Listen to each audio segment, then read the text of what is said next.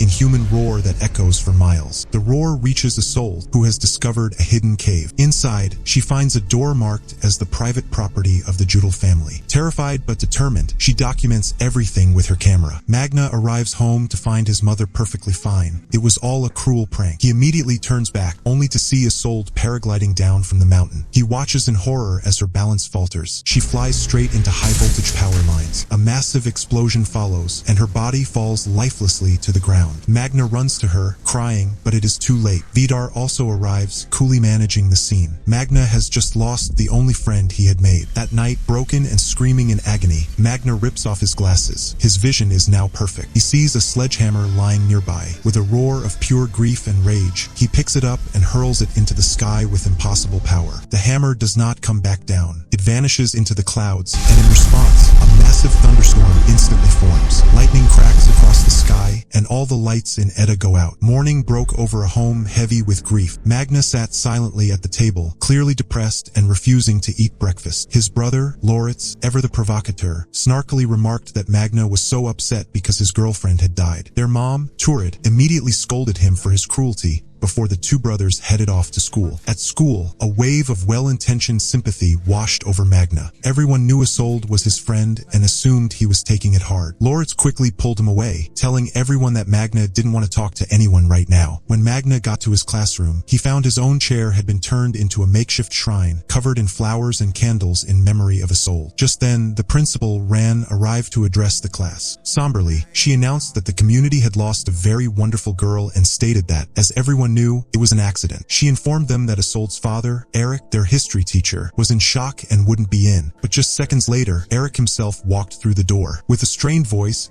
he explained that he couldn't stay at home, as he didn't think he should be alone in his condition. It was clear he had come to class seeking a distraction from his overwhelming grief. After class, an assembly was held for the entire school. A police officer took the stage first and laid out the official story of Isolde's death. She explained that when Isolde went paragliding, the weather turned unexpectedly bad, lightning struck, and that's what caused her death. Crucially, she added that they had recovered everything except for her phone, which was still missing, before sternly warning all students to stay away from the mountains. Next, the school's therapist introduced himself, offering support for any student who was struggling. In truth, no one was that close to Isolde to be inconsolable, but it was his job to be there. However, Magna felt in his gut that the official story was a lie. He marched straight up to the police officer and insisted that there had been no lightning at that time. He argued that Isolde had died when she hit the power lines and questioned how the officer could claim she was struck by lightning when the weather had been perfectly clear. The officer dismissed him condescendingly, stating that there was lightning and Magna just hadn't seen it. Magna pushed back, declaring